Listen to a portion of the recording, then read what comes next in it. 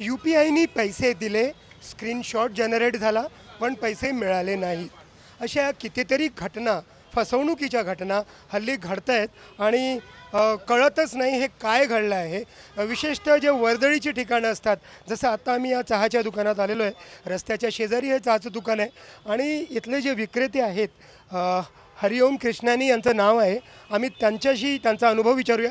आपके साथ ऐसा कभी हुआ है कि स्क्रीनशॉट दिखा दिया, पैसे आ गए लेकिन आपको पैसे मिले नहीं? हाँ सर, कभी कभी क्या भीड़ भड़ाका ज़्यादा रहता है और शॉर्टकट में स्क्रीन बता दी कि पैसा हो गया, मगर साउंड बॉक्स ये तो उसमें बचता ही नहीं पैसा कभी ये कभी। साउंड बॉक्स है। हाँ, ये साउंड बॉक्स है। साउंड बॉक्स में मतलब आवाज़ नहीं आती। आवाज़ नहीं आती तो कभी फिर कभी। उसको अगर बताए तो आवाज़ तो नहीं आई। तो वो बोलता है हम यहाँ से हो गया, नेट प्रॉब्लम होगा, इसीलिए हम भी छोड़ देते हैं उनको। बाद में देखते तो पैसा आया ही नहीं हमारे अकाउंट में।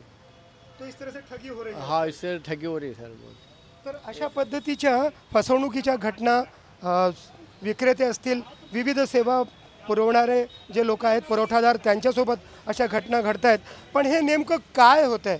म्हणजे स्क्रीनशॉट जनरेट झाला पण पैसे आले नाहीत आणि साऊंड बॉक्सवरती आवाजसुद्धा आला नाही. आपल्यासोबत श्रीकांत अर्धापूरकर आहेत, सायबर एक्सपर्ट. श्रीकांतजी, हे कोडं जरा आम्हाला सांगा, कसं घडतं आहे हे सगळं? आता काय एक नवीन प्रकारचा सायबर फ्रॉड तयार झालेला आहे.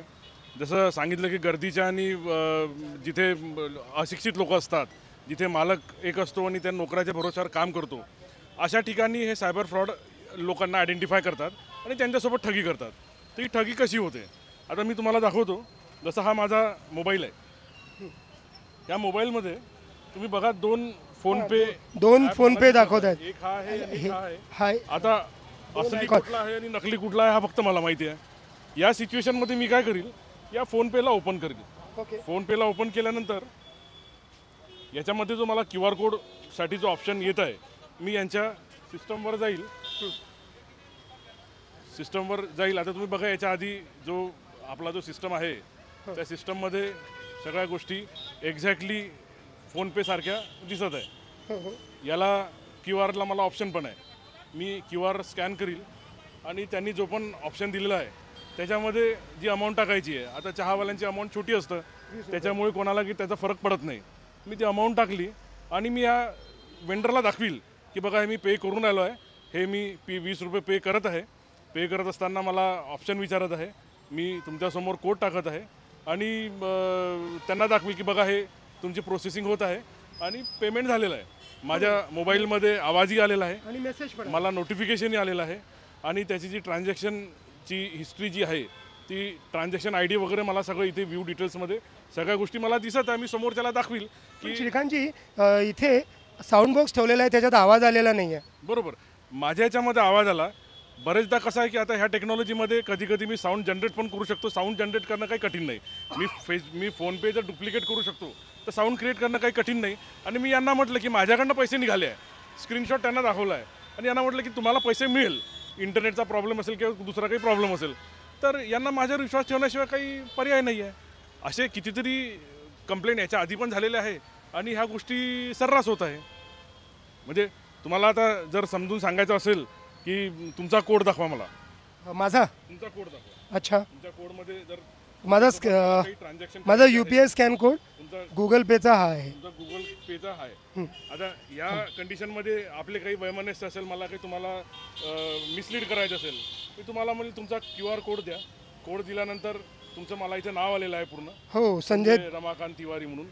तुम्ही मला 10,000 रुपये दिले होते, मी ते 10,000 रुपये तुम्हाला वापस करून आलो. असं हे मला हे करायचं आहे, तुम्हाला दाखवायचं आहे. आतापर्यंत जे होतं आहे ते सगळं खरं वाटत आहे. तुम्ही म्हणून राहिले की ठीक आहे, याच्या अकाउंटमधनं तुम्ही पैसे घेऊन राहिले. तर परत मी कोड टाकील याच्यामध्ये आणि ओके करेल. पूर्ण प्रोसेस फोनपेसारखी एक्झिक्यूट होईल आणि एक छोटा आवाज पण आला आहे, अमाऊंट झाली पण आहे, नोटिफिकेशन पण आला आहे आणि एक्झॅक्टली ह्या सगळ्या गोष्टी. पण मला काहीच मिळालेलं नाही आहे ना. नाही तर तुमचं हे नाही ना, नेट नाही आहे ना. माझ्याकडनं निघाले आहे. तुमच्या बँकसोबत तुम्ही कॉन्टॅक्ट करा, माझ्याकडनं डिटेक्ट पैसे झाले आहे. मी इव्हिडन्स म्हणून तुम्हाला ते नक्की दाखवू शकतो आणि मी तुम्हाला दाखवते आहे.